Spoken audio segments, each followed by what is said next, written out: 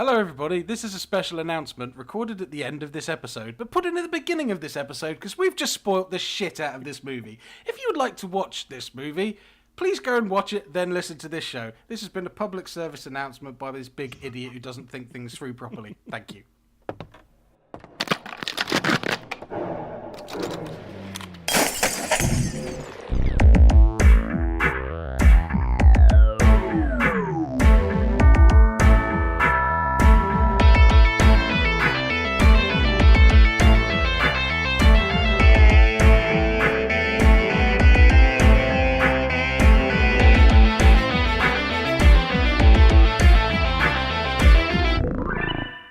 Hello and welcome to another instalment of the Little Pot of Horrors. As always, I am Gogs, and as always, I am joined by Mr. Boz. Hello, sir. Buongiorno. Buongiorno. Be likey.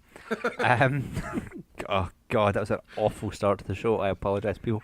And this week we are joined by a very special guest because Mr. Boz is going to be talking about an entry into the Little Pot of Classics. I am. And he's brought along someone who's going to help us out. Well, I couldn't do this. Now I've met this person and listened to his awesome podcast on many an occasion. It just felt wrong to enter this into the classics without the expert on the matter. So we have with us Mr. Jim Moon from the Hypnobobs podcast, not the Hypnogoria podcast, as I got wrong on our very first show, I believe. Welcome, sir. Hello, folks. How are you all doing? Well, you said that on the show I'm on. Sorry. If you don't listen to Jim's podcast, you seriously need to be. If you like your, the weird and the wonderful and the macabre and the strange and just all that stuff. And anything else I feel bracket. like well, yeah, true. Batman, Judge Dredd, but yeah. Just listen to it. Do your job. Yeah, exactly. Come on. Have we ever steered you wrong in the past, people? Exactly. We'll pimp him out more at the end of the show. Anyway. Definitely. And there'll be links ahoy in the show notes. Lovely. Yeah. What we're going to do is we're going to do, like say, the entry into the Little Pot of Classics for Mr. Paws.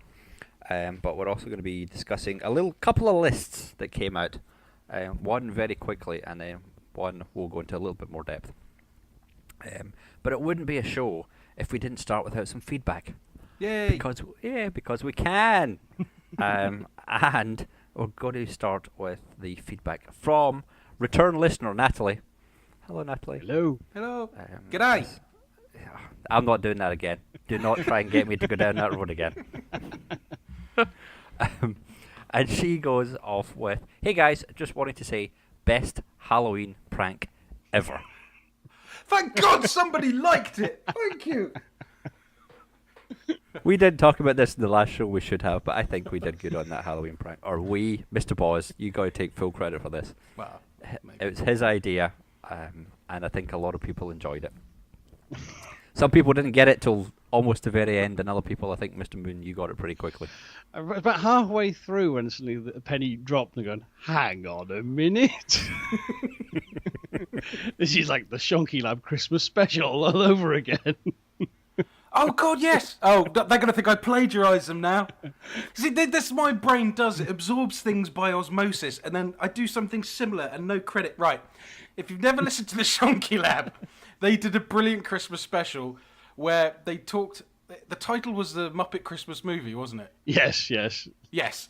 But basically, they talked about the Muppet characters, but the plot was Die Hard. It was brilliant. So they did talk about Muppets, and they called it that, but it was a big building, and I'm like, I see what you did there. Yeah, that must... Okay, I have to credit that with my inspiration then. It must be where it comes from. Oh, I'm such a moron. But yours was so much more subtle. Because with the Shonky Lab, when it starts out, we see Kermit, he's having a rough time, and he's split up with his wife. You're thinking, this isn't Muppet's Christmas Carol. From the word go. Whereas this one going, this sounds vaguely familiar. I'm sure I've seen this. What are they talking? Hang on. Oh, it was fun. Yes.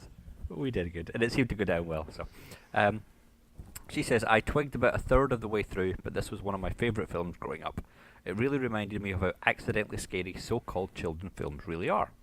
I have a friend who was petrified of Pinocchio when she was little, and Gremlins really creeped me out when I finally watched it about a month or so ago. So really, this was an excellent choice. A month ago. Yes. There's nothing wrong with that. But Pinocchio is as freaky as hell. Oh, it is. It used to freak me out as a kid. Horrible I didn't movie. remember watching it as a kid, and then I was watching it with, I don't know, a friend's kids, and then got to that whole donkey scene. Yes. My God. It's body horror. It's up there with Jesus. Watership Down for me. It is. The whole show on that one. Anyway. This also made me aware of the fact that aside from boobies, one of the most commonly used phrases on the show is, but then it's not really horror. And this got me thinking, what is horror? I know that this is a question that has been raised in the show time and again, and I wonder if there is a definite answer. Or a definitive answer, even. I know that I would class Machete Kills, Warm Bodies, and The Raid, all so-called non-horrors mentioned on the show, as part of the horror genre, but for different reasons. For me, what makes something horrific is the subversion of something we know and understand to be good and safe, and normal into something unknown and unsettling, and the use of these symbols as metaphors for impotent issues in society. Machete Kills, Warm Bodies, and The Raid all twist or subvert normal society into something new, and on some level scary and challenge our inherent trust of authority figures. At least this is what good horror should do, and yes, I think Warm Bodies is good horror. You're wrong there, sorry. Love to know what your definitions of horror are, as I know mine is fairly loose. Also, thanks for your awesome recommendations. I loved American Mary and your next. Yay for kick-ass ladies in horror films. Gogs, the clinic should have stopped at 1 hour and 18 minutes, but otherwise not a bad film. Thanks to Boz for the short films list. Perished and Cargo are both awesome. Keep up the great work, Natalie. Bloody hell, she does her homework. She does. Hardest working listener goes to... and by the way, a definition of a horror film, I'm not going to come... Well, the horror genre, I'm not even going to come close to matching, so... Jim? For me, horror is what I decide it is. I like it. I mean, it is a very personal thing, and if something creeps one person out but not another, then, you know, how do you decide what to put on the box of the DVD? I mean, the Tall Man people, I still think were trying to... they were subverting genres, basically. Like, let's get more people watching this, and we'll sell it to the horror crowds. The more I think about that one, the more I'm wondering if it's because of the director and his back catalogue. If they thought they tried to keep it, get that crowd in that goes, oh, I'm going to watch what he does next. And then if you saw Jessica Biel on the cover, you'd be like, what the fuck? But kind of making it look more horror-like, you may be more inclined to go into it. I don't know. Just speculation. But horror's niche, you see, and they may have limited his audience there. It's not necessarily a good thing to have done. But Well, this is true. I mean, I recently watched a very good little micro-budget movie that was literally a guy got a chance to make a movie and he had 5 weeks or something to write the script, film it, and everything, called All Superheroes Must Die. And it's been marketed as kind of Kick-Ass meets Saw. And it isn't really. And that does it a disservice. And if you look, it's got some real pastings on IMDb from either people who are expecting a kind of fun, offbeat superhero movie or people expecting Saw with capes. And actually, it's just a very sort of... It's more like a Watchmen-style, gritty superhero. This is what really happens. kind of vibe to it. But, you know... that sounds interesting. It is. It's. I mean, obviously, it has its flaws, but it's a really interesting concept because it's a team of 5 heroes who wake up in a deserted town, find their powers have been removed, and their arch-villain has finally had enough of these arseholes ruining his plots, and so he's going to kill them. But he has taken all the townspeople hostage and forces them to play games which they just cannot win to save to save each other and the townspeople. But you know, he's just the villain is played by what's his name, James Rebar, who is Dexter's dad, and he is just insanely leering and cackling. I'm going, you bastards, you always ruin my perfect plans. Well, it's payback time. And, the so-called games are just no-win scenarios, That sounds brilliant. It's really fun. I was, really, really impressed with it. Kind of, this, they worked with the idea. They didn't have the money to do stuff and just made a good little film with, it's kind of a nice sort of companion piece to something, say, like Watchmen, I think. I'm going to be looking that up. I should say, actually, at the outset here, I think Jim has probably watched more horror movies than me and Gordon put together. So, a lot more than that. Yes. So, very much deferring to him as the expert. Yeah. So, no pressure. Wikipedia. Yeah, I'm going to have to come back. That's usually what I do. But I'm going to have to come back to Natalie on a definition of horror, because I don't have one. Really. Because when I think of horror, I think of something that scares me, but I know that's not quite right. But that would be my first thing, is it has to scare me. In the true horrific sense. Because I'm not really scared about what I see on screen, but it's how I feel. And I really want the Admiral, so we can talk about Women in Black. Not that it scared me, but that's why I want to talk about it. Oh, okay. Of course it did. That's a lie. It's a lie. Yes. The funny thing is, I know the exact scene, and the fact that you were wearing headphones loud while you were watching it. I know you jumped at least once watching that movie. Let me say that. Which Woman in Black are we talking about? The Daniel Radcliffe one or the Daniel Radcliffe one? Oh, that's weak sauce. You have to go to the 1989 original. There's a scene in there that scarred me for life. I'm wondering if I've seen that. I've got very vague memories at the back of my brain of something like that. I might have to look that up. I'm not knocking the recent Hammer version. I thought that was a superb version. And the two can coexist because they are somewhat different. They're the same basic story, but sort of go in different directions. Whereas this TV movie they did was scripted by Nigel Neal. It was Christmas Day or Christmas Eve in 1989 it was shown. And it's a proper slow-burning, period ghost story. And it just piles on the atmosphere, but no sort of jump scares, but just a feeling of things are very wrong, getting wronger and wronger. And it does actually build up to one superb scare scene, which when I first watched it, I admit I slept with the lights on that night, because it was one of those scenes that is just so powerful. Whenever I closed my eyes to go to bed, it just started replaying. I love it when that happens. Oh, Jesus. When I first watched The Grudge, I had to sleep with the light on. I don't mind admitting that, actually. Oh, that's a creepy ass film as well. I stayed up late reading that night. I didn't sleep with the light on that night. I just stayed up late reading. I'll make that clear after I watched it. I often actually, if something weirds me out like that, I then watch something completely stupid. So that's the last thing in my brain before I fall asleep. So it was just the creepy coming down the stairs and the contortionism that she does, and I think they used a sort of a frame skipping technique on the camera, and it's gloriously creepy, the end of that movie. I'm talking about the remake, I must say, because that was the one I saw first. Weirded me out. I was not lying in my bed, jump out my skin, turn around to the wife and say, I'm turning this off, good night. That did not happen to me at all. All those rumours out there on the internet, that wasn't me. Didn't happen.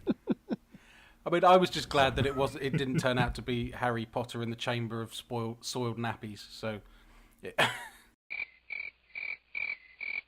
We're discussing this in depth when the Admiral's finished his homework. Yeah. But yeah, that was. What are we doing? What are we doing? Well, we're going to quickly, or potentially quickly, rip the absolute shit out of some readers of Empire magazine. So, because Empire put a link out around about Halloween, surprisingly, to say, hey, here is a list of, as voted by you, our readers, the 666 greatest horror movie characters of all time. Now, notice the word that says greatest. It doesn't say scariest or anything like that. It just says greatest. And it says be afraid, be very afraid. Ha ha ha. Okay. So, with a list like that, with all lists, I don't want to go from 10 upwards. I just want to jump straight into number 1. And when I clicked on which is the only number they got right. when I clicked on number 1, I was at work, and I think someone about 12 cubicles down from me heard the expletives that was currently flying out my office. As a result, as I storm out my office, go down to the warehouse and start moving some shit around to calm down. Slight exaggeration, but not really. I did explete quite a lot.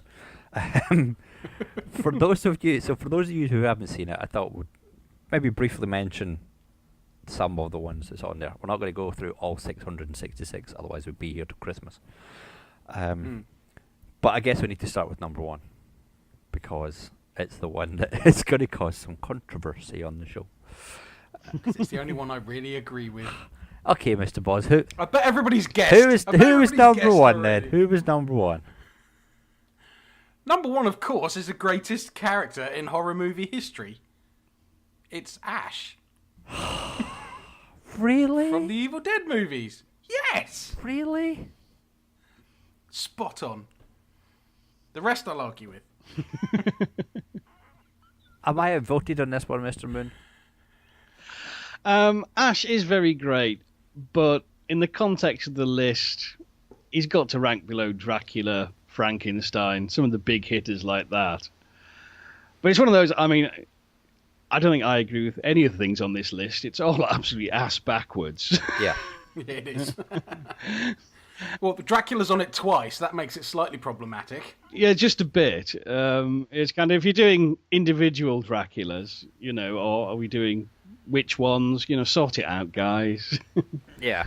But it's kind of, I know they're not highly thought of, but Leprechaun at number 666, surely he deserves to be higher than the dickless bloke from Ghostbusters, who is like in the mid-40s somewhere. And surely the Leprechaun's higher than the Troll? I'd have hoped so. Well, yeah. The Troll's only higher in height, surely. It's a very strange list, and I'd wish I'd saw when it came out and if they listed any criteria. I mean, do you just have to be a character in a horror movie and then that's it? Or is there some sort of criteria in it? Because I think from looking at the list, there's like no criteria at all. You just have to appear in a horror movie and have something memorable about you. The key is greatest. Yeah. And this is where they've got it so very, very wrong. Because if you're talking about the greatest characters in horror films, you cannot put Pinhead at number 28. He is number 2. He is one of the most eye-poppingly horror synonymous, awesome characters that the genre has ever birthed. I don't know. Wait. I have my own biases. I like Jason's number 40, for Christ's sake. I mean, Sean Riley's at number 36, and I'm sure everyone agrees with me who says, Sean Riley, who the fuck is that? Oh, thank God, I was sitting here going, oh my God, I'm really going to get shown up. Oh yeah, it's Shaun of the Dead, there you go. Yeah, because you don't know his surname. No. Exactly. But I kind of, actually, I don't disagree with the Jason one too much, because with Pinhead, you've got the look, the presence, the everything else, but there's some acting there as well. There's character there as well. Jason is just, and you have to put Myers in with this as well. They do come lower than Freddy Krueger, because Krueger has a character. Yeah, that's true. That he has to act onto the screen, and he, a lot of the fear comes from things he says, and it's a way more acted character. But they should be higher up. There's no doubt. Yeah. I don't know how they come up with these things. It's obviously just the listeners, not listeners, the readers that just click, hey, who do you like? I mean, I can see Evil Dead being as popular as it is. The Ash could be that great character, but it just, for me, it's more of a comedic role. Blasphemy as that may be. And I just don't class him as a horror character, I guess. Because Evil Dead doesn't scare me. And I didn't like it. Well, the originals, anyway. Well, there's a few on this list I'm sort of going, are we really in horror film? I'd have said that was more thriller territory. Yeah. and a few just kind of like bit part people. It's kind of, who voted for this? Did they write it in crayon? On their face. There's one interesting one there. I think it's 271, Soo Hyun. And he is the guy from I Saw the Devil. Oh. He is a brilliant character. I'd put him much higher up the list. But that comes down to not enough people have seen that movie. Which, does that not tie into another list? Or was that the other list you were talking about? Oh, it does tie into another list. But I'll put a link onto this for you people, and you can go and peruse it at your leisure and just take the piss out of it if you wish. But I just wanted to put it out there and say, yeah, right, whatever. Goes of the Gozerians, number 460. Just above Cujo. There is a very cool thing on the feature is random character. You can just click it and it'll bring up a random character from the whole 666 list. So as we get deeper into the show and you hear less and less from me, you may just hear a quick jumping in of 623, Yasmin, played by Kana Tresta, Films Frontiers 2007. Just randomly. Oh, see if we get that. Yeah. But I'm just going to quickly run through the top 10.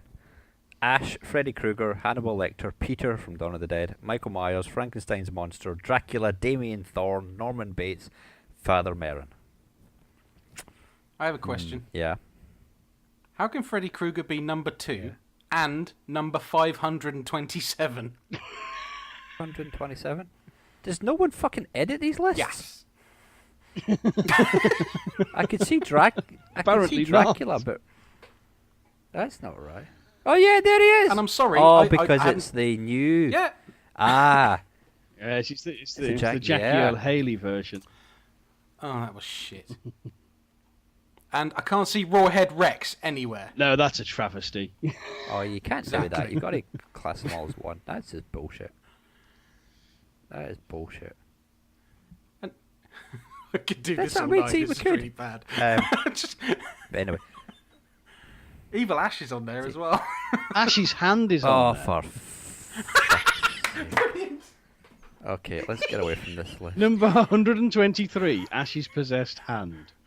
Oh, that should be number 2. It's a Nobody flips the bird like that hand. ridiculous list. Ridiculous. Anyway, for me, it'd be Michael Myers. So there you go, people. But that's Yeah, I know. He should be in the top 5. Probably. yeah. He's number 5. So, but my person, yeah, he's number 5. Is he? Number 5. Oh, I thought he was Dracula's 7. 7. Oh, sorry, I'm not looking at that bit now. Oh, he's in the top 5. No, he's perfectly placed then. That's fine. I'm just wrong. You're just wrong. It's just flipped. That's all it is. Anyway.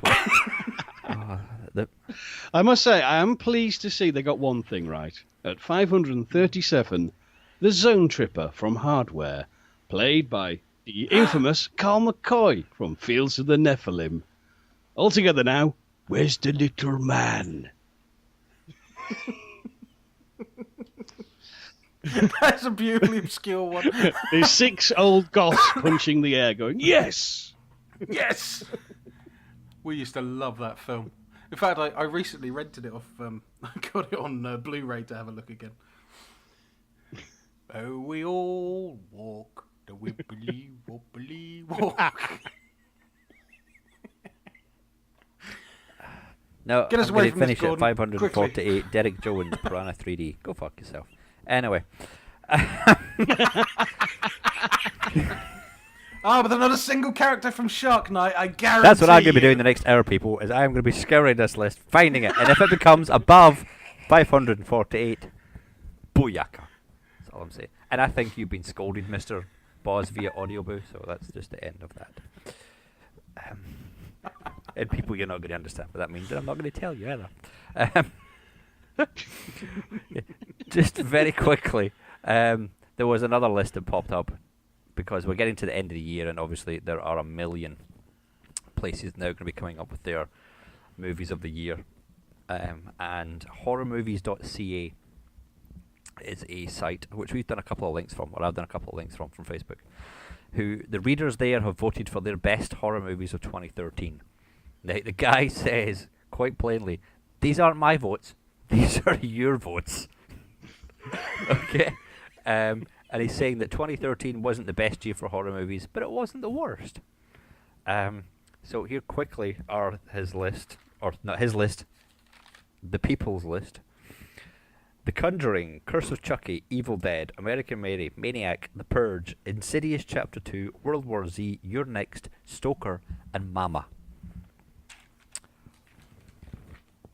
How is World War Z on that list? I don't know. How is Mama on that list? Mama How is was Insidious alright. Chapter... Deserves to be on the list at least. Deserve to be on the list? Thing is, though, not a lot else came out.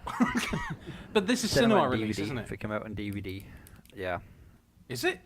Oh, well, then they've missed most of the DVD movies that came out this year, then. Because the over the release... Oh, hang on. It was the counted DVD if you didn't get a mainstream release in 2012. So that's why American Mary's in there. Because that was I obviously see. 2012, Okay. but got a bigger release on DVD Blu-ray this year. It's a crime that didn't hit the cinema. But yeah, so I thought it was an interesting one, considering in the last show I went over 3 of them and knocked down 2 of them. Anyway. I do have to say, actually, as we've got Jim on, it was actually Jim talking about Dead Hooker in the Trunk that made me go forthwith and get it, because I'd clocked it already, and I was like, I must see that, because I'd seen the buzz and everything else, but he was going on about that. I definitely have to see it if Jim liked it. That's one I still have to catch up on. Oh, it's so much fun. It's the bit where she just sort of sticks her arm back on, and all the tendons are magically fixed as well, and the fingers still work. Did she use duct tape? There you go. Yeah, Yeah. put American Mary to shame. Duct tape works on everything. Which I did have to laugh at in The Conjuring when the duct tape came out again. And Yes. also in The Purge. That's a staple of every American household. Duct tape. Yes. So with those couple of lists out the way, let's get into the main topic for today's show, and I'm going to hand it over to you, sir. Hello. Right.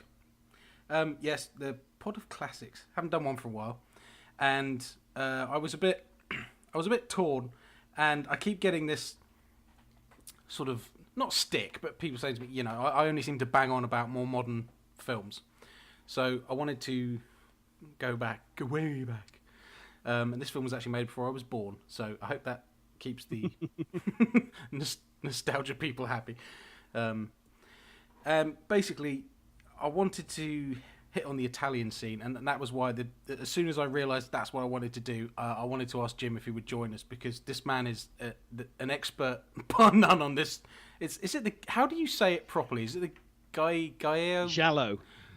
Giallo. Giallo. I always try and say the Giallo. Yeah, the Giallo genre. See, that's shameful, just not knowing that.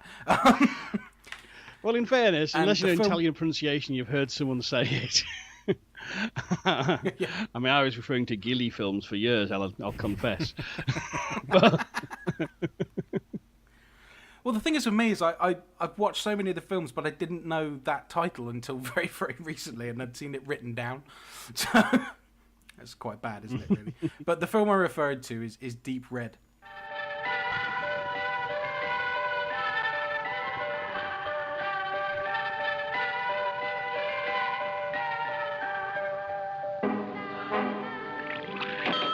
You have killed. And you will kill again. You're getting closer and closer to the most unnatural kind of death.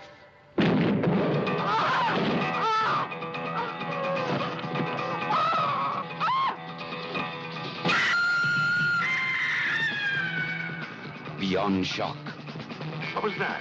beyond horror, into total terror. Murder runs wild. Blood runs cold. Deep red. conjecture is that an act of bloodshed was once committed in that house.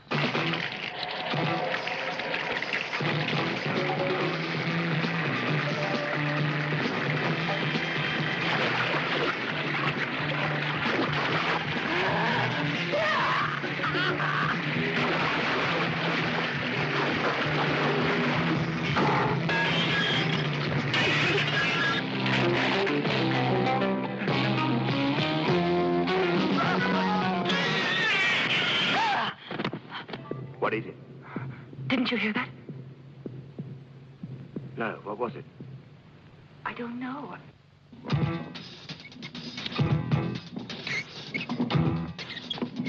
Everywhere you look,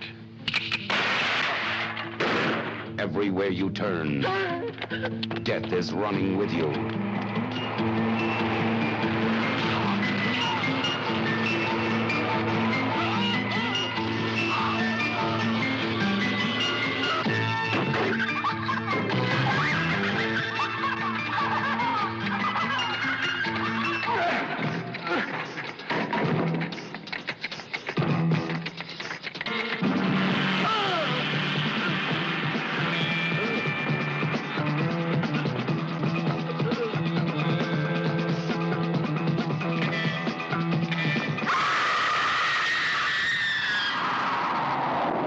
Deep red.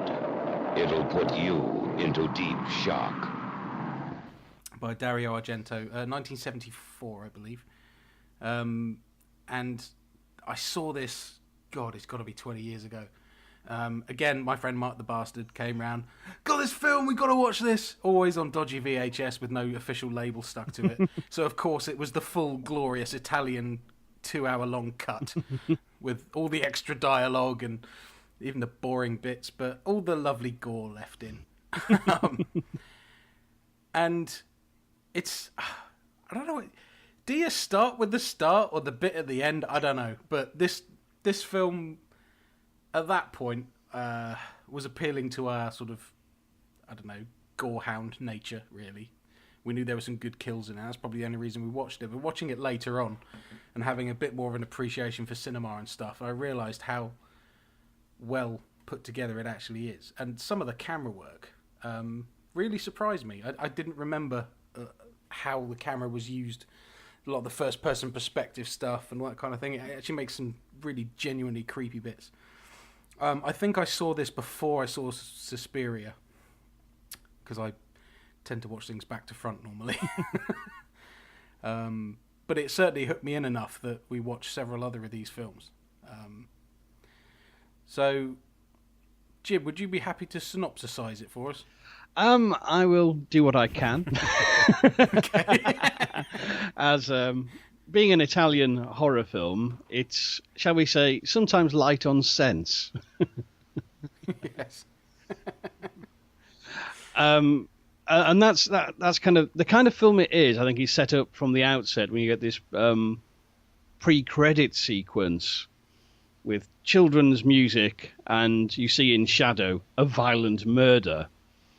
Yes. And then the film starts, and we're somewhere entirely different, and the significance of that opening won't become clear for a while. You're like the end of the movie. Now, our hero for this movie is Marcus Daly, played by David Hemmings, who most people probably know as playing a similar character, the photographer in Blow Up. Blow Up is kind of like Deep Red, but without the violent murders. It's another very strict. They'd make a great double bill. I've never heard of Yeah, and he's an Englishman who's lived in America and is now teaching music in Italy. And he's out late one night and he witnesses the violent murder of a psychic. And when I say violent murder, I do mean violent murder. Oh, yeah. Yes. But he, obviously calls the police. He's questioned. And the policemen don't take him terribly seriously in an amusing scene in the Italian court where the policeman playing the piano as a proper job. Yeah. Isn't the guy eating a sandwich at the same time? Oh, yeah, in proper 70s sleazy cop fashion. All cops had to be pigging out all the time in the 70s. It was a rule for good police work, I believe. Might not be true. I like it how they also get the thermos out and he start also- sharing around the coffee or whatever it was they were drinking. Yeah. Oh, it would have been good coffee. But he doesn't seem to get in any trouble for moving the body from the scene of the crime. either. Well, that was the 70s. You know, that was acceptable, as we know from Gene Hunt and Co. As yet, John Sim hasn't jumped back in time to install proper police procedural forensics. Well, I figured they'd at least want to see where the body ended up. I'll just move it over here before the police arrive. Like, what are you doing, man? Anyway, at the scene of the crime, he does see what may be the killer leave, a shadowy figure in the regulation Jallo killer outfit, which is a hat, gloves, and a leather trench coat. And he also sees his pissed-up friend Carlo as well. He eventually ends up sort of kind of striking up this relationship with a female reporter, played by Dario Nicolodi, who was, I believe she was, at that point, she was either Dario Argento's girlfriend or wife. I can't remember which. I didn't know. They were together, then they weren't, then they were, and they weren't. But and they say they don't so much team up, but they end up having a contest to investigate this murder, as the police are making no headway whatsoever. But as this sort of informal investigation goes ahead, it seems the killer is always one step ahead of Marcus. And as soon as he gets a lead, for example, a writer who wrote a book about a house where there was a murder, and as he goes to visit her, he finds her dead because the killer's been there before and boiled her alive in her own bath. As you do. The makeup there really impressed me, seeing it in better quality than I probably saw it last time. Well, this actually wasn't bad. He's actually memorably nasty, because it does actually look all kind of like swellings and boils and like. Yes. And Argento is one of the directors. He will, much like his contemporary Fulci, he will just stick the camera there, going, "Go on, have a look, Have a look. have a good look, Look, you can see the pus forming there. have a really good look. We'll cut away now.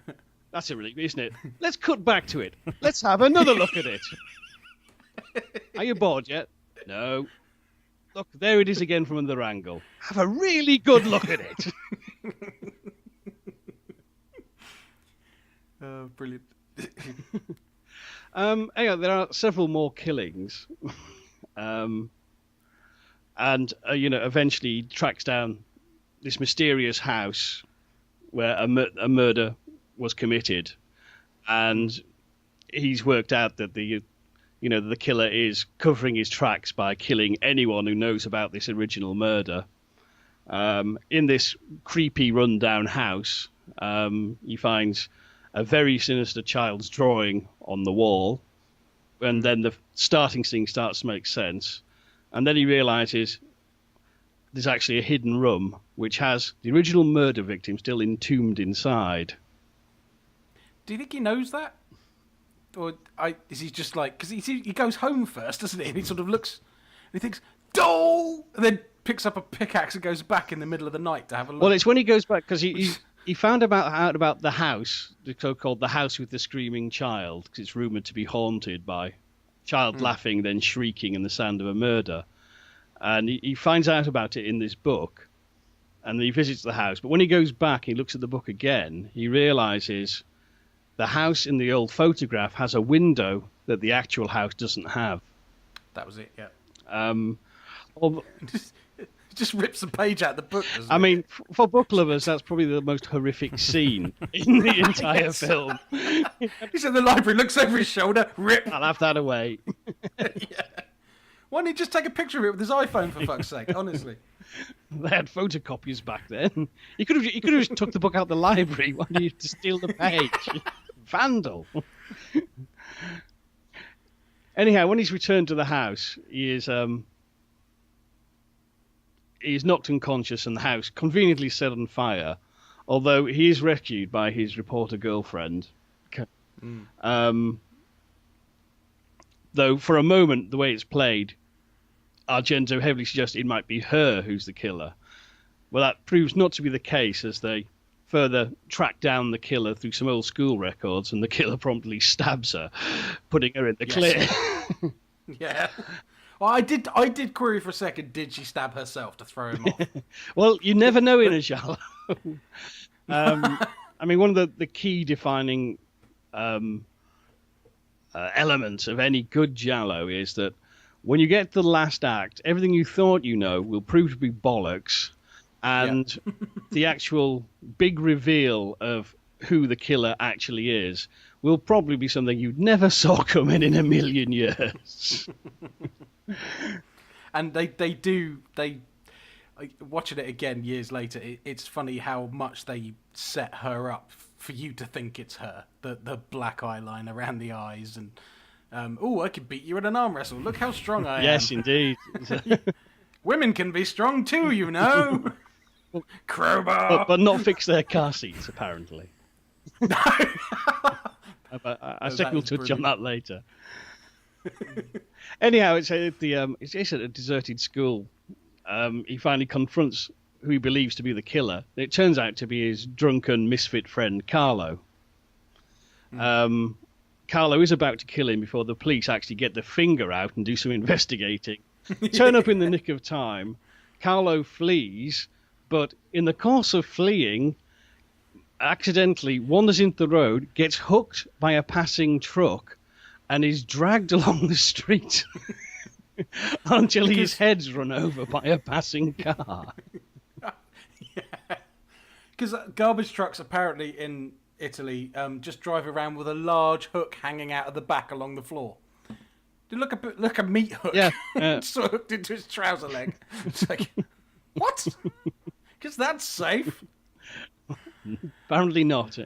You can bet there'll be new health and safety regulations being drawn up the very next morning. Yes. Or actually, in Italy, probably a bribe being passed so it wasn't implemented. But anyhow. However, the case seems to be closed. But then Marcus suddenly realizes that Carlo couldn't have been the killer because he was actually with Carlo when one of the murders occurred. Like all of us did the second he says you're the killer. And we go, no, you're fucking not.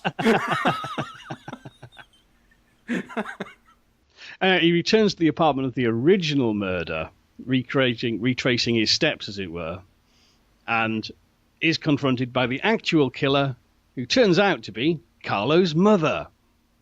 And it's looking rather bad for Marcus until Carlo's mother gets her large, overly decorative pendant caught in an elevator grill.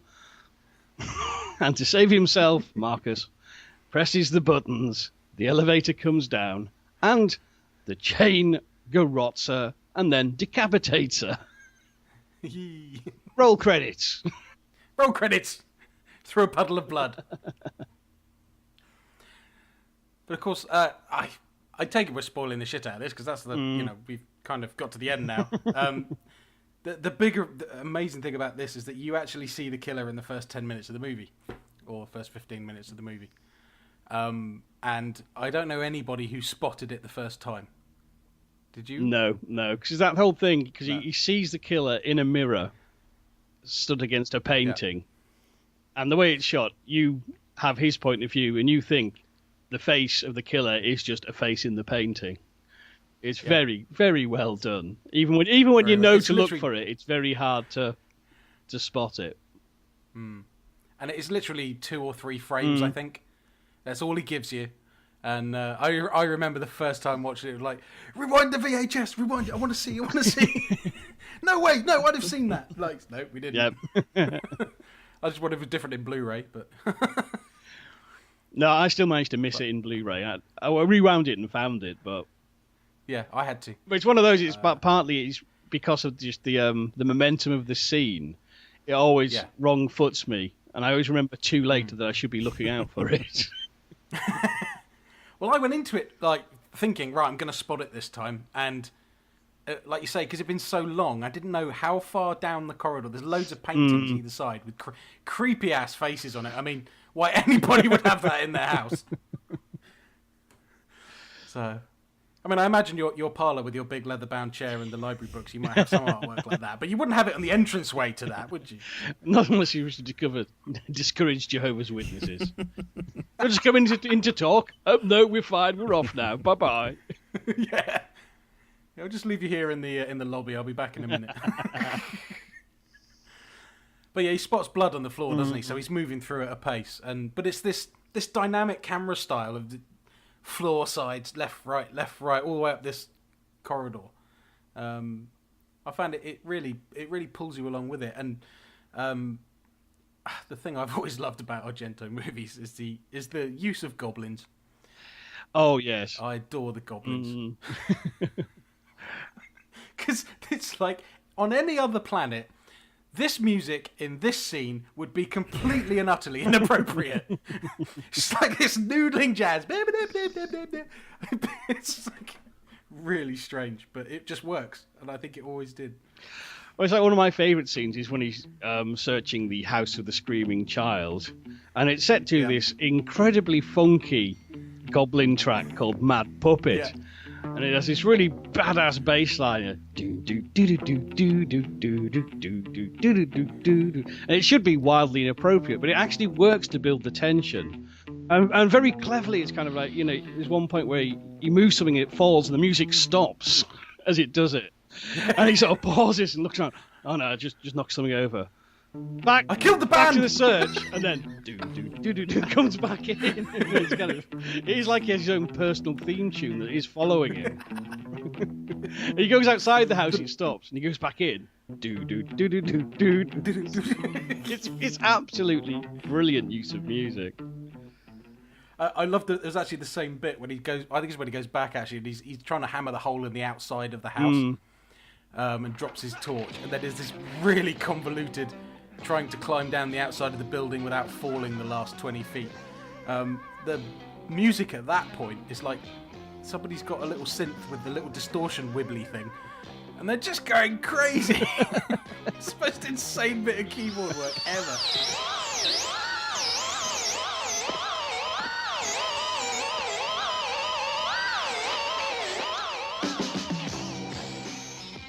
But it works. It just, I don't know. It's so random. I love it. Well, that's the whole thing with this sort of Italian movies of this era. It's kind of the very impressionistic, and Fulci referred to this style of filmmaking as total film. Forget about the narrative. It's about what you can see and what you can hear. It's a sensory experience. And Argento, I mean, this is film. It's beautifully shot. The use of sort of colour, lighting, and the way he sets it to this often absolutely insane Italian prog rock most sane-minded people would never countenance listening to. But you watch Deep Red and you absolutely fall in love with it. It's such a lasting impression on me. It's a film I have never forgotten from the day I saw it, and I should be really looking forward to watching it again. Because it'd been so long I'd forgotten so much of the plot and everything. It was like, although I knew the big things, like the re-experience of it, like I'd totally forgotten the creepy-ass doll, which I swear is inspiration for this jigsaw puppet. Oh, it must be. It must be, yes. Just that freaked me the fuck out because I'd completely forgotten that. I'm like, there's a fireplace there. That's where this scene happens. Dude, you're about to have a very big dental bill. Where the fuck did that doll come from? I mean, that's one of those genius scenes ever filmed in my book. Because you have Professor Giordani. You know the killer is going to turn up and pop him because he's getting close to the truth. But and he sets it up so well, he's waiting, the killer's going to get him. The killer's going to get him. Then the French windows open and a fucking creepy automaton comes at him shrieking.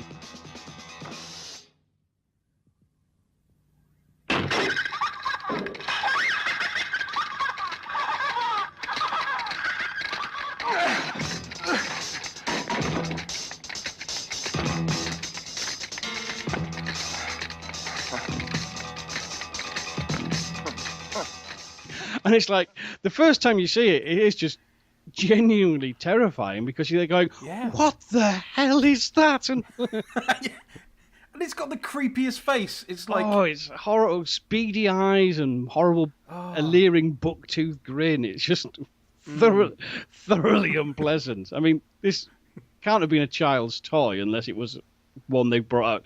You're getting this creepy puppet today. You have been bad, children. I'm leaving you locked it's the in one a they room keep with under it. the stairs. Yeah. Not the puppet, no. You should bring. Tell me you haven't wound it up. Please tell me you haven't wound it up. It's a brilliant scene. It's just such genius. And then he tops it off with a really horrible murder. Yes. And that is the one I remembered. Before watching it again, I couldn't have told you the exact detail of any of the other kills. So like when he starts filling the bath for the one before that, I was like, oh, I remember the bath. Yes, of course, the bath. Okay, running back. But like this one I was waiting for. Like I was just looking for a fireplace because I couldn't remember who died even. I thought it was a woman for some reason. So I was like, oh no, it must be that. It must be that. Although I don't think Blu-ray copies probably help it very much because but we're talking about the face being smashed into the corner of a fire mantelpiece, mouth first. So it's teeth on stone, basically. If that doesn't make you wince just having it described to you, seeing it is something else. But on a higher quality copy, you actually see the stone corner move slightly because it's clearly rubber. But it's one of those things. I think that when you first watch it, it's just that kind of ooh, wincing. Yes. You won't notice it's a fake mantelpiece. I mean, it's one of those things when apparently when Argento scripted this, he did like deliberately go for some murders that would have that effect. Because he reasoned, most people don't know what it's like to be shot. Most people don't know what it's like to sort of be stabbed. But everyone's banged their teeth. Everyone's, stepped into a hot bath and jumped out again. Yeah. Kind of what Viz calls the monkey bath. A bath so hot you jump in, then jump out going, ooh, ooh, ooh, ooh, ooh. And he crafted these set-piece murders to play on pains that would be familiar. Yeah. And obviously we've all impaled our necks on a V-shaped piece of sharp, jagged glass. Well, who can say nice you haven't either. been coming home and being dragged along the street by, a garbage truck? I mean, it's happened to all of us. And then smacked your head on the pavement, on the curb, yeah. So, I totally get that. But the thing is that the first version I got was actually the edited version, and it was like, on the edited version, it's one impact on the corner of this fireplace, and then knife through the neck. And I'm like, bollocks. That's not right. So I have to find the full version. I know there's more to this. Because it's the fireplace and then the corner of the table in the mouth as well. Double whammy. Actually, one thing I always struggle with is any kind of dental horror. Teeth extractions. In fact, in Bug, that was the scene that fucked me up. Oh, I don't know. I haven't seen Bug yet. You were supposed to watch that, Gordon. Sorry. Sorry, spoiler. Damn, I've got to stop doing that. This suck. But also it was the same with the lift scene at the end. I remembered being more grossed out by that. And again, the edit is basically you see the chain tight around the neck, and then you see blood come, and then it cuts, and then that's the end. I was like, no, that's not right either. I mean, it's clearly latex now, but to see it actually cut into the flesh was, I imagine, quite harsh at the time. I mean, I wasn't around in 1974, but I wasn't quite sure how far the boundaries had been pushed at that point. Well, this is pre-Friday the 13th, which sort of popularized those kind of bloody kills. It's I think there's only two films I think sort of that are roughly contemporary to this, have the same kind of level of gore. One is a very British proto-slasher called Tower of Evil. And the other is Hands of the Ripper by Hammer, which in its uncut version actually has a very nasty death by hat pin and a very nasty throat slashing and someone else getting impaled with a poker. And that's actually kind of like a Victorian giallo in many respects. It has a lot of the similar elements, because you have a lead woman in peril character, a narrator who may be losing her mind, a mystery killer, set piece deaths, twist ending. It's Yes. I take it that this was pre-Fulci sort of foray, wasn't it? Because was that late 70s he started putting them out? I'm not very good at my timeline. well, Fulci, he was making giallo around the same time. Right. Because let me see. I mean, the giallos officially kick off with Mario Bava's The Girl Who Knew Too Much in 1963. And then that's kind of the proto-giallo, and then Bava in 1965 did Blood and Black Lace, also known as Six Women for the Murderer, which is a more literal translation of the Italian title. There's a few others throughout the late 60s, but what really sort of kicks it off again is the start of the 70s. With Argento's Bird with the bird with the crystal plumage. Yeah, that's a mouthful, isn't it? But it's kind of by this point, even before then, in like '69, Fulci had done Perversion Story, aka One on Top of the Other, which is a kind of proto giallo as well. But it's the 70s where it really kicks off, and you get all the classic giallos. I mean, by the time Deep Red was made, I mean, Fulci was fully into his giallo, producing classics like Listed in a Woman's Skin. Bava was back showing the young upstarts how it's done with Five Dolls for an August Moon and the wonderful title Hatchet for the Honeymoon. But so God, I've got so many more to watch. There's hundreds of them. I mean, I thought I'd seen a lot of them, and you've just listed a whole load I haven't seen. Fine, I mean, say Fulci, before he's becomes known as a horror director with sort of Zombie, known in the UK as Zombie Flesh Eaters, he'd done a whole string of giallos, which are, I think some of these giallos are actually better than some of his later horror films, because they're just thoroughly demented and psychedelic and twisted and. Really? That surprises me. Yeah, well, shocking for such a mild-mannered man such as Fulci. I did make a note, actually. Did Argento get his eyes obsession from Fulci? Which is, I'm going to... far too many close-ups on eyes. I suspect both of them probably come from Bava, because Bava was fond of close-ups of eyes. I mean, famously in Black Sunday, you have Barbara Steele as a witch, getting this steel mask, which is kind of like a mini Iron Maiden. It's got huge fuck-off spikes on the inside, and she has this nail to her face, and there's a big long scene where the spikes are coming towards her, going to pierce her eyes before they nail it on. Oh.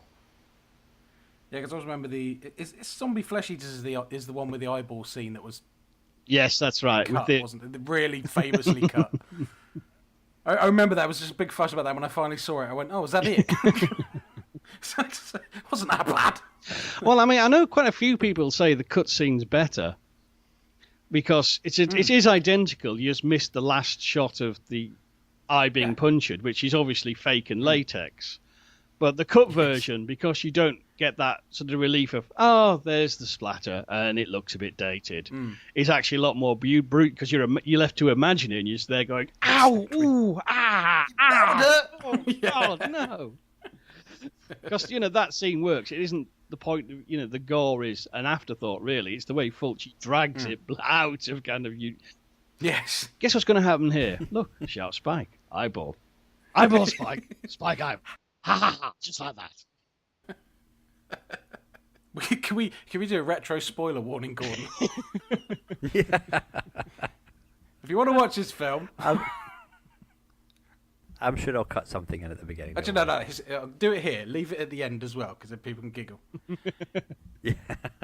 Hello, everybody. This is a special announcement recorded at the end of this episode, but put in at the beginning of this episode because we've just spoilt the shit out of this movie. If you would like to watch this movie, please go and watch it, then listen to this show. This has been a public service announcement by this big idiot who doesn't think things through properly. Thank you. That do. That works. Okay. Timey-wimey, edity-wedity. The magic of podcasts. Oh, guess what he's been watching? I actually watched it in the end. All right. The big Doctor Who thing, because somebody told me I haven't watched any of the series and it didn't matter. So I thought, right, I'm going to watch it then. I really enjoyed it, so I might be a Whovian after this. Actually, the only other note I'd put that I hadn't mentioned is that Marcus, I could never remember his name, so I started calling him Dom John's Poirot. Because he always had a white suit and a black shirt. It's something out of Miami Vice, so I don't know. Another interesting bit of trivia. This film was mainly shot in Turin. And Turin was chosen because Argento felt it was the most magical of all Italian cities. Now, as it turns out, this wasn't magical as in the beautiful architecture and streets. He meant magical because allegedly Turin at the time had the highest population count for practicing Satanists. Really? That's classic. I'll tell you something else this movie had, and it's something I mentioned I don't know how many shows ago. And it's something that used to happen around this time with we can't actually afford to burn this large building to the ground because that would cost us a lot of money. So, tiny building, huge flames. Yes. It's in this movie. It's brilliant. You got a flame the size of the top of the head of a matchstick burning down the west wing of this building. Always a giggle. That's the joys of vintage film. Yes. As we said, this is actually in the main. This is a cut above your normal B-movie tat. Nothing against B-movie tat. I love B-movie tat, but it's kind of. I do actually. To go back to Natalie's feedback, I would question whether Deep Red is a horror film. Because I suspect if you say to people, "Oh, this is a horror classic," a lot of people are going, "What?" I think if you approach it as stylish, violent thriller, that's a far better tagline to sell this movie. And certainly, it's kind of there is different versions, and I think you have to go for the full Italian cut because you get all the juicy stuff. But you do get a lot of these bizarre tangential scenes, which are almost like rom-com, where Hemmings and Nickelodeon are kind of having this sort of flirty, antagonistic relationship. And there's a running joke about her car being absolutely shit. The seats is too low, so he sat looking like a toddler. The doors don't open, so they have to get in and out through the roof. Yeah. And actually, I don't think it was intentionally comedic, but when they're talking about the writer out in the sticks, and he's standing next to a guy in like the noisiest cafe in the world, and she's in the newsroom, which is the noisiest newsroom in the world. And while he's trying to talk, the guy just decides to discharge the cappuccino maker side of it right on his arm. He's like, "What the fuck are you doing?" Great movie. Great movie.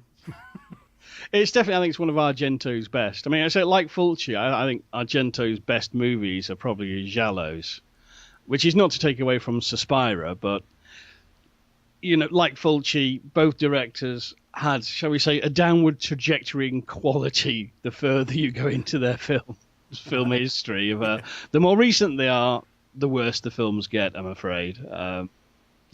Sad but true, but yeah.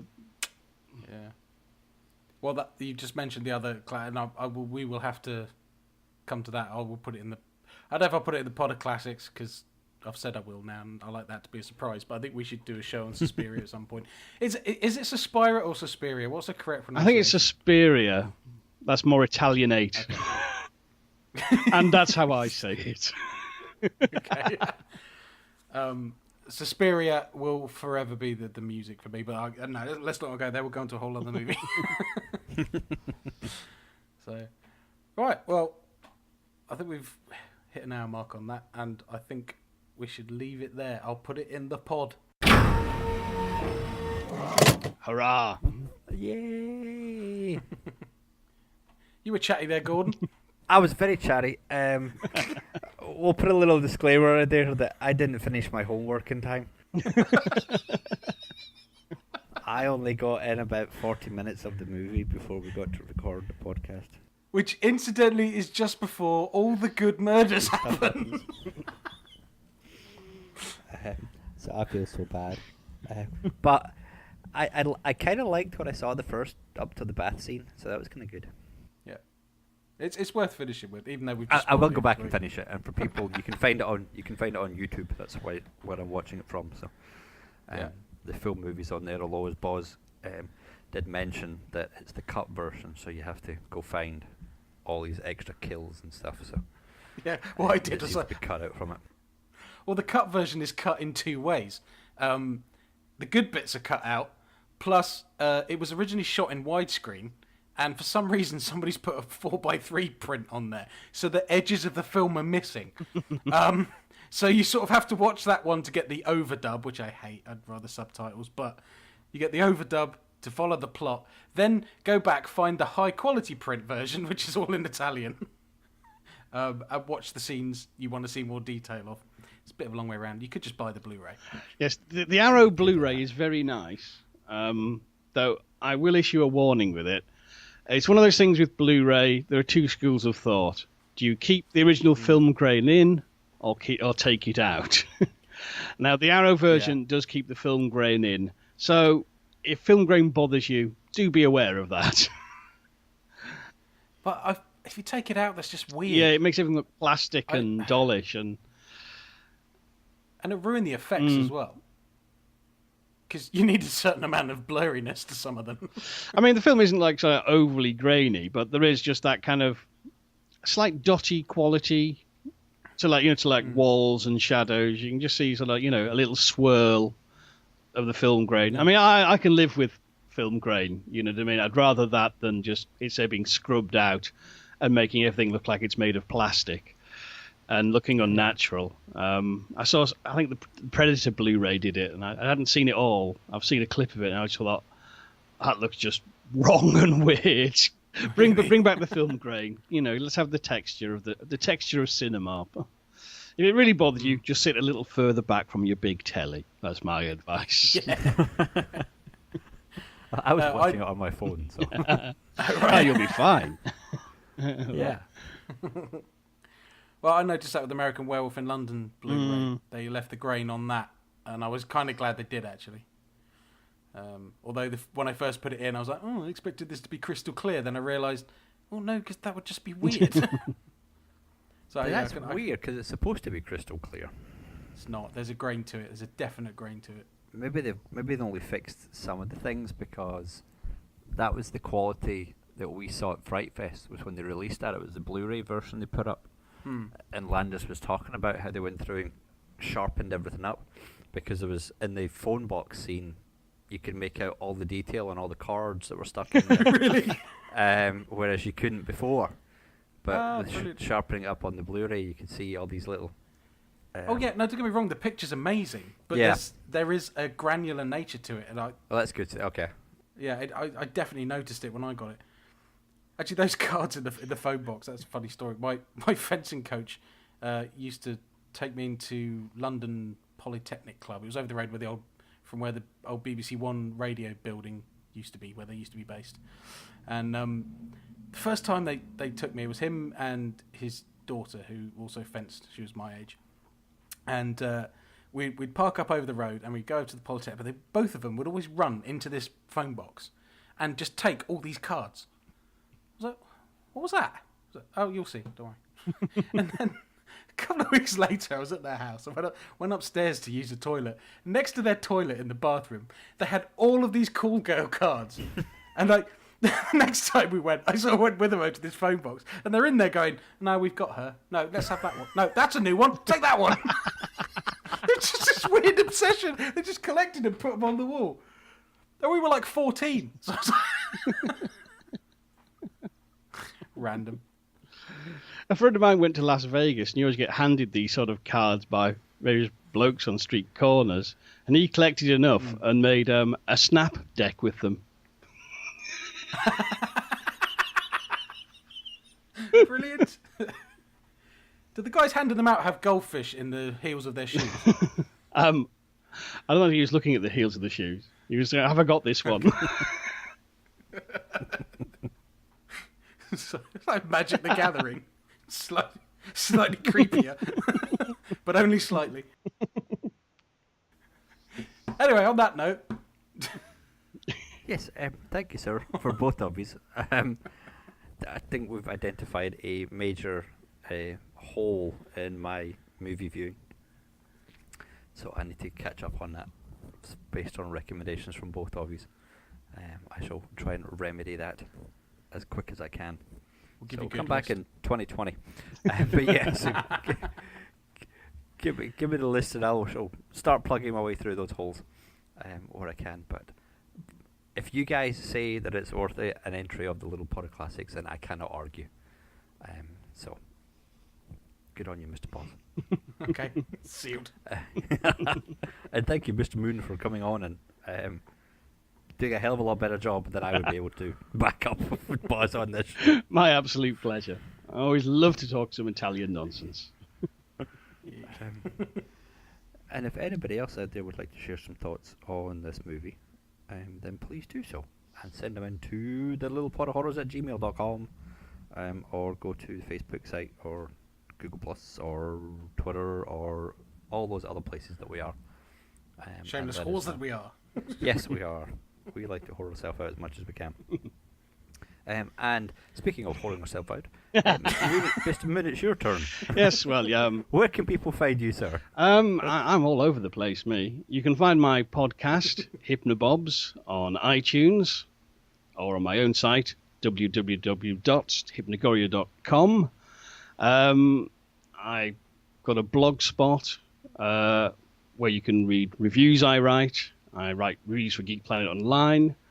And I've got a book out on Amazon for Kindle, The Seven of Spectres, which is a hand-selected set of 7 ghost stories, which has been illustrated and annotated by myself, which is rather nice. And I've got a couple of audiobooks out on Bandcamp at, guess what, hypnagoria@bandcamp.com. There's a reading of an M.R. James classic ghost story, The Mezzotint, which is free, and a reading of H.P. Lovecraft's classic, The Haunter of the Dark, which is cheap.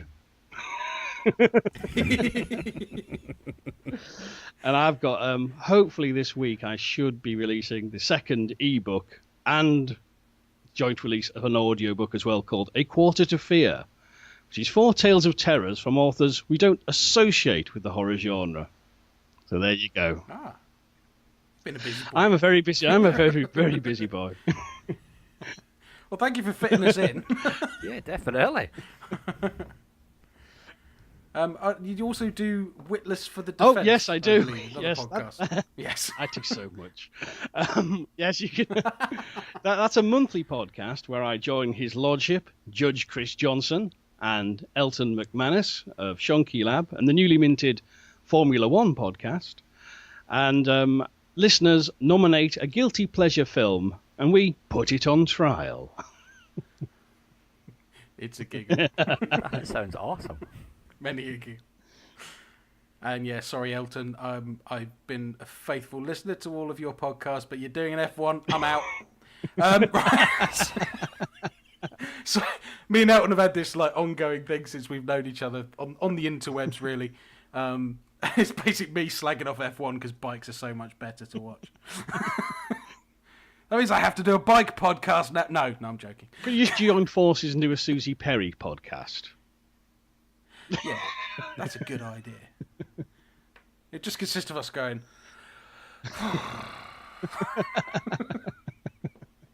Give her back, you bastards. Anyway, right. And on that note... She was a biker first. Yeah, sorry. Digress. Okay. Well, I guess we shall get out of here then. So thank you both to yous for an entertaining show.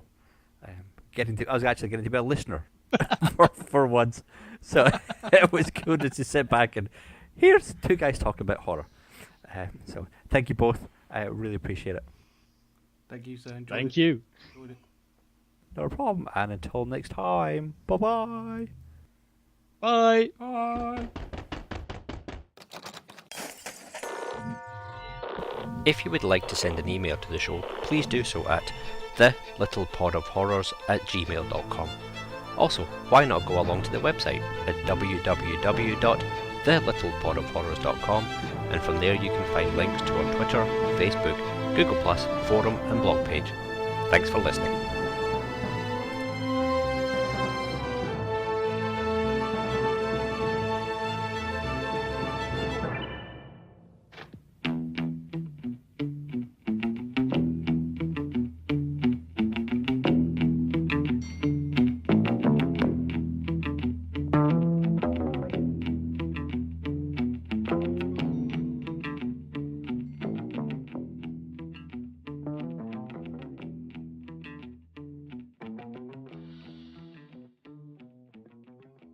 The bit I like is you can click random character. We could play a game with that. 666 roulette. Yeah, you click it, get a random character, and we say, third zombie on the left from Night of the Living Dead Part 2. Or number 286, what I got was Tony the Pimp, played by Bobby Rhodes from Demons 1985. Oh, I love that movie. Flaunting his porno cash. Fisting demons, lovely. And spouting lines like, son of a bitch, shit. Okay. And Night of the Demon as well. Okay. You'll never look at a stick of lipstick the same again, I tell you. Was that a knowing laugh? Yeah, so a film I try and forget. They remade it, you know. I even watched that. Mainly because it had Shannon Elizabeth in it. Oh, well, in that case. I've watched films on flimsier pretexts. Oh, I had a thing for Shannon Elizabeth. Ooh. Anyway. Right. American Pie is a lot to answer for. Oh, yes. Right, I think I'm good to go. This random character button's hilarious. This is the best game ever. Screw the show, I'm doing this. It's pretty much going to be used to talking about Deep Red, and I'm going to be going, the 396, Dust Devil, played by Robert Bush.